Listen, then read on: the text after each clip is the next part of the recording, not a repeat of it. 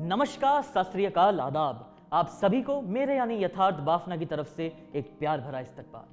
I am CA Yatharth Bafna, bagged All India rank 32 in CA finals and All India rank 22 in CA inter. I also have with me CA Mayur. Hi guys, my name is CA Mayur Gupta and I scored All India rank 50, the lucky 50th in May 23, and we are here today to tell you the transition from CA inter to CA final. So yeah, Right. So once we clear our CA inter and then we move to, so there are multiple things which happen in life, right? One is कि आपकी articleship चालू हो जाएगी, second है कि आपको finals के लिए पढ़ना है, एंड द मोस्ट मतलब सबसे ज़्यादा चीज़ जो बदल जाती है आई थिंक इसकी जो आपका टाइम फ्रेम है कि हमने फाउंडेशन या सीपीडी दिया, उसके तुरंत बाद हमें इंटरमीडिएट देना है, तो फटाफट पढ़ो पढ़ो पढ़ो एंड खत्म। बट अब यहाँ पे आई थिंक जो चैलेंज क्रिएट होता है इसकी हमें आर्टिकलशिप भी करनी है, which is nothing less than a job, हमें पढ़ाई भी करनी है, हमें एक्स्ट्रा करिक्स भी करने हैं, हमें बहुत सारी चीज़ें करनी है। सो मयूर, मतलब आपको क्या लगा, मतलब हाउ वाज इट, लाइक एक बार सीए रिजल्ट आया और आर्टिकलशिप आपकी फाइनल हो गई, सो उसके बाद मतलब how did your life change? So Yatharth आज तक the ball game is totally change like you mentioned. पहले हम जब सीए इंटर में थे, सीए फाउंडेशन में थे, 12th स्टैंडर्ड में थे, हमारी पूरी लाइफ ही शॉर्ट टर्म बेसिस पे चल रही थी कि लेस देन 12 मंथ में हमें सब कुछ मैनेज करना होता था, तो हमारे पास एक टाइम फ्रेम था प्रॉपर। अब आपको यहाँ पे 3 साल दिए जाते हैं, 3 साल में आपको मैराथन रन करना है, मैराथन में आपको फर्स्ट भी आना है खुद ही। अभी आप दूसरों से डिस्कस करोगे, प्लान करोगे, लेकिन आप इंटर के वो फ्रस्ट्रेटेड पीरियड से 9 महीने के बाहर भी आए हो, तो आपको अभी 1 साल का ब्रेक भी चाहिए, फिर आपको 150, 200, 400 घंटे की क्लासेस भी कंप्लीट करनी है, वो भी 6-7 सब्जेक्ट्स की, now 5, lucky 5 again, but yes. तो अभी आपको क्लासेस मैनेज करनी है, आपको पूरे दिन का, लाइक यू मेंशन, अगर आप बिग 4 में कर रहे हो तो आप वैसे ही no need to tell you as well.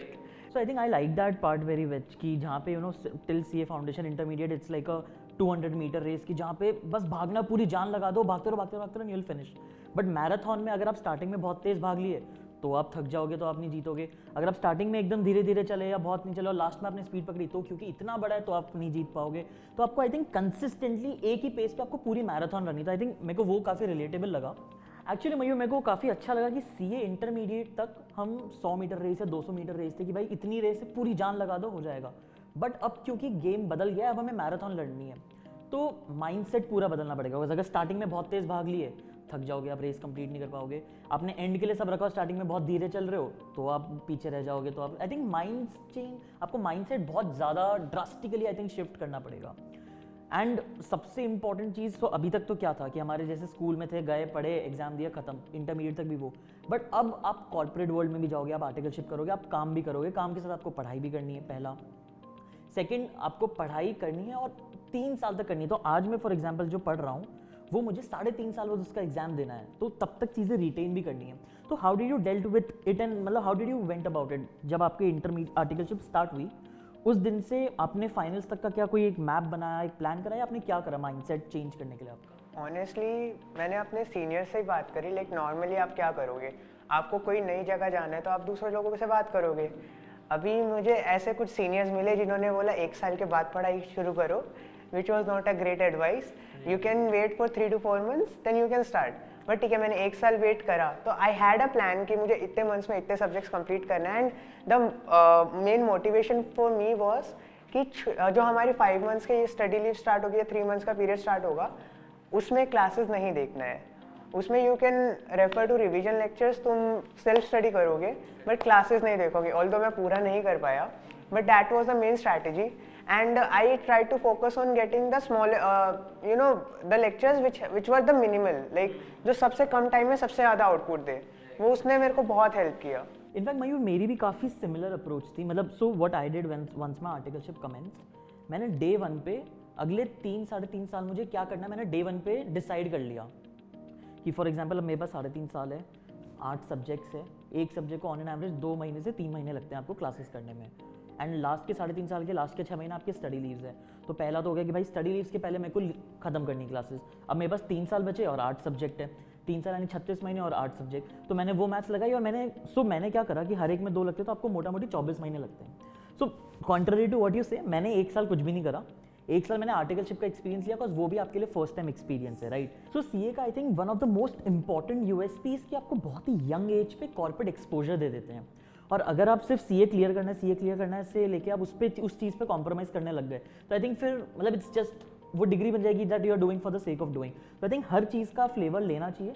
सो एक साल मैंने आर्टिकलशिप पे फोकस करा। आई मतलब try to understand everything from technical aspects, from corporate politics, from जो भी अपनी चीज़ें कॉर्पोरेट वर्ल्ड में इन्वॉल्व होती है। तो एक साल मैंने वहाँ दिया एंड सेकेंड साल से मैंने गियर शिफ्ट करा जहाँ पे, और वो सेकंड साल से मैं गियर शिफ्ट करा मैंने डे 1 पे डिसाइड कर लिया था कि मेरे को पता है कि हाँ फॉर एग्जांपल मार्च 23 से सितंबर 24 तक मेरे को ये क्लासेस करनी, मतलब सारे मंथ और मंथ मैंने प्लॉट कर लिए basically.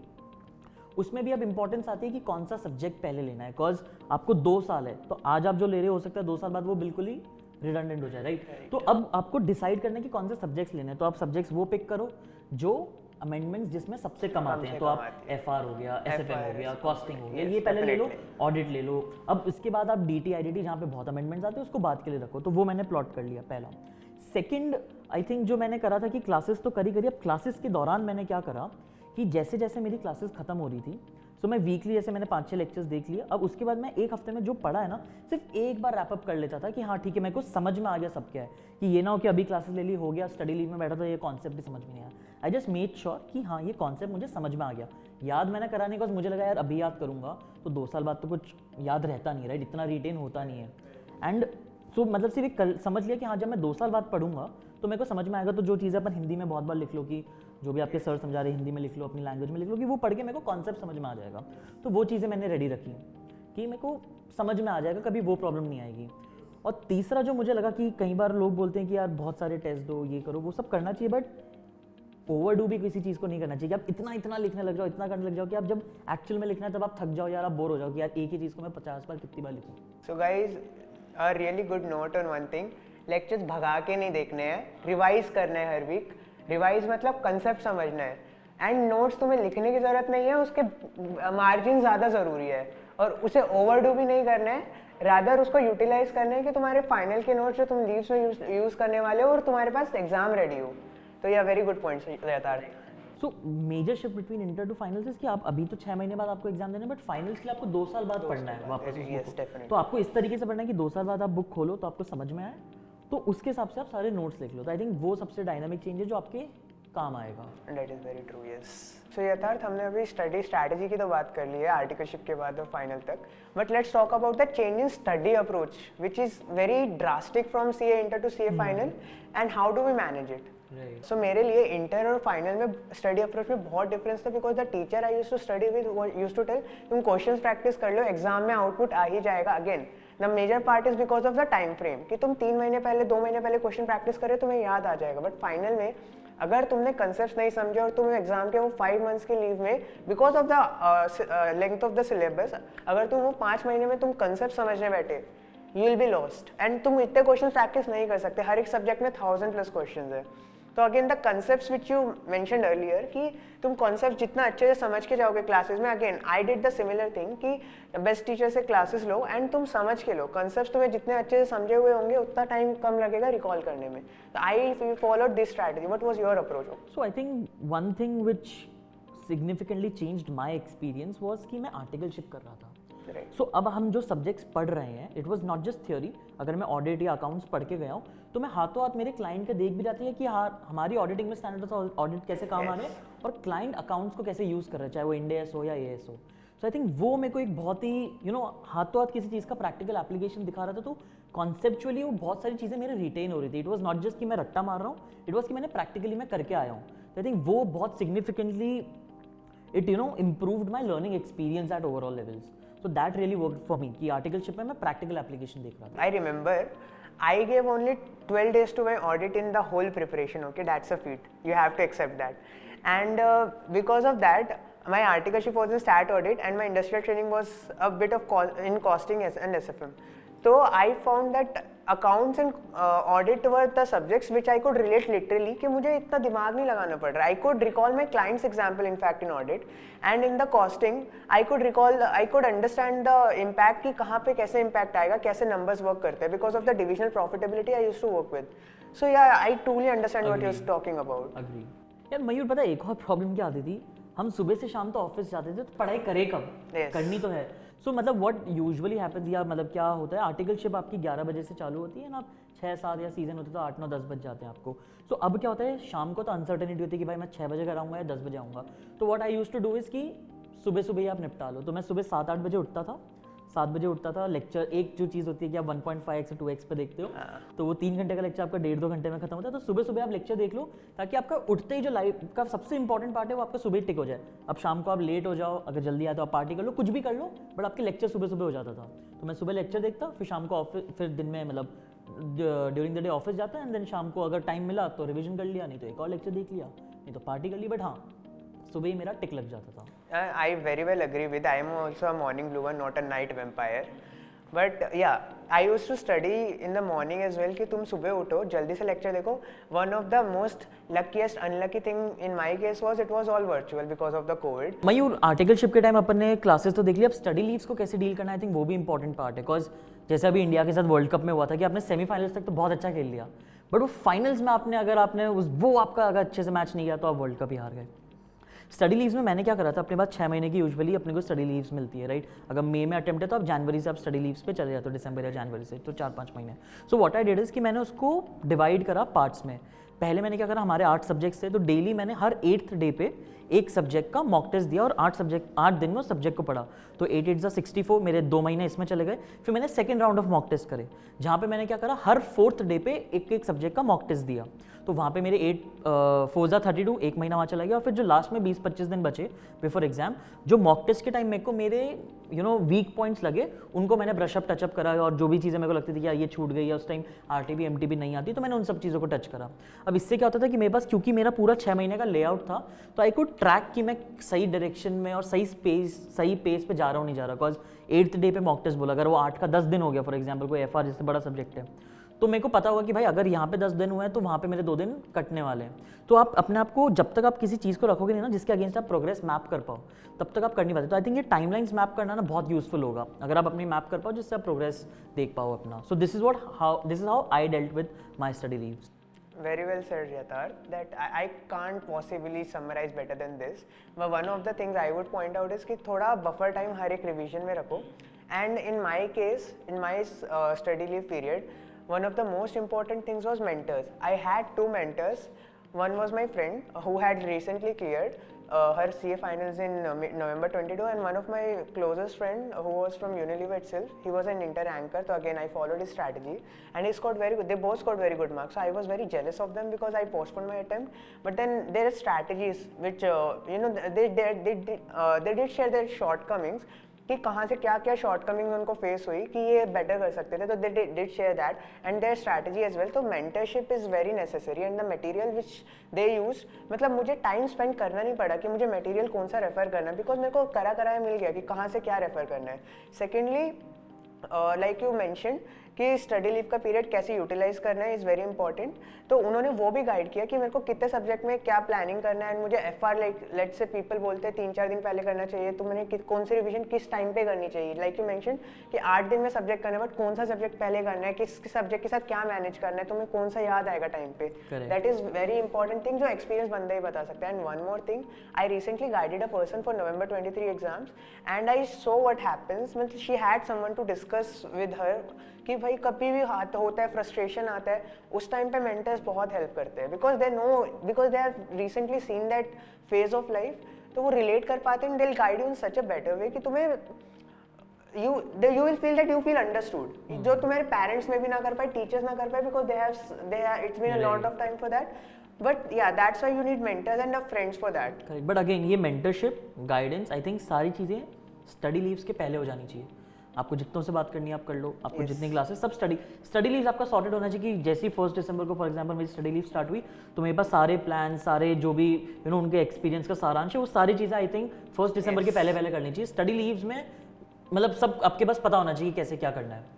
In fact, Unacademy is also launching a program for CA Intermediate, both Group 1 and Group 2, जहाँ पे if you are seeking mentorship, you will find all the details in the description box. So Mayur, post you cleared CA with a rank, did it help? Did it made a difference when you were looking for placements? Yeah, Yathar, yes, we can feel the difference because results आते ही different groups में आप add हो जाते, तुम्हें पता भी नहीं होता तुम कौन से ग्रुप्स में आ रहे हो, और उसमें वैकेंसीज आना स्टार्ट हो जाती है, and they have the highest packages in the industry for CA freshers, and I think that would help because campus हमारा 1.5 या सेकंड मंथ के एंड पे होता है, and if you start like in the first week itself, then that is certainly a head start for the rankers, and that in that way it is a very good way to approach the job market. Exactly. So, मतलब what my take was on this part is कि the jobs offered for a CA cleared person or chartered accountant, a fresher, and the jobs in market for a CA ranker are completely different. There is completely different set of jobs which is available for CA rankers. There are specific eligibility कि you have to have a rank if you want to appear for these type of management trainee roles, leadership programs, management consulting, investment banking, private equity. यहाँ पे सिर्फ rankers को लेते हैं. तो I think rank लाना makes a significant difference in the start of your career. Right, it gives you a kickstart which takes you 5 years ahead कि आप 5 साल बाद जिस पोजीशन पे जो पैकेज पे होते हैं वो सारी चीज़ें आई थिंक आपको 5 साल पहले मिलने लग जाती है. Is I think the importance of rank for job placements.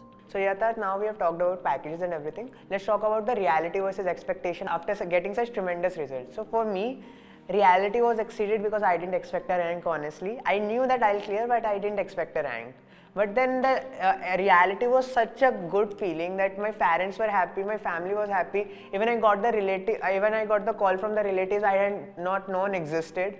And since that, I have been fulfilling my dreams. I went on solo trips, I bought stuff for my family. And yeah, I am getting a very good, lavish life, we can say, lavish life. And yeah, I think that is because of the completion of my CA and getting a rank, yes. Actually जो अपन बोलते हैं ना कि बेटा एक बार 10th पास कर लो उसके बाद कुछ भी नहीं है, 12th पास कर लो कुछ भी नहीं है, foundation inter final, I think finals के बाद वो फर्स्ट टाइम फील होता है कि अब फाइनल्स हो गया, अब लाइफ में एक्चुअली कुछ भी नहीं है, अब अपन ने सब कर लिया, अब जो है वो चलता रहेगा. ठीक है, this is one part. But on the second hand, yes, CA बनना आपको एक किक स्टार्ट देगा, बट अगेन उसकी मतलब लाइफ खत्म नहीं हुई है. देयर इज फुल स्टॉप नहीं लगा, सिर्फ एक कॉमा लगा, बहुत सिग्निफिकेंट कॉमा लगा है, बट एक कॉमा है. तो आई थिंक उसके बाद भी आपको आपके करियर में एक्सेल करने के लिए यू हैव टू सीए में, it's not just about academics. I think it's all like ये आर्टिकलशिप डालने का मतलब क्या लॉजिक या क्या रीजन होगा is not just to gain those technical knowledges, but to also acquire some skill sets की चाहे वो डिसिप्लिन हो, कंसिस्टेंसी हो, हार्ड वर्क हो. आई थिंक वो सारी चीज़ें भी आपको कैरी फॉरवर्ड करनी पड़ती है if you want to excel in your career.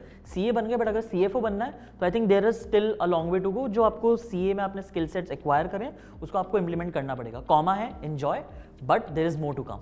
Like you mention, जो हमने स्किल सेट सीए में एक्वायर किया है फाइनल में, इंटर में पढ़ के, yes, that truly helps, and you can hear it from the CXO level people like Mangalam Birla sir and many more persons who are at the position of CEOs and CFOs.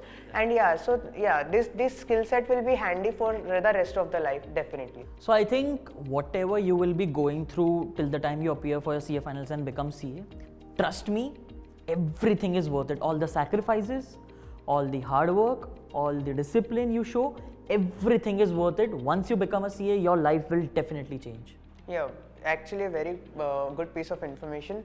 That smile on your parents' face, or in my case, in my sister's face, it was totally worth all the efforts I had put in for the 5 years, definitely. One piece of advice from me is dedication matters, consistency matters. You might lose motivation, that is totally okay. Just the consistency is what makes the difference, is what I feel. Yes. Agree. Exactly, dedication and consistency is the key, and you all coming here and watching this video shows that you are dedicated towards that goal of becoming a CA.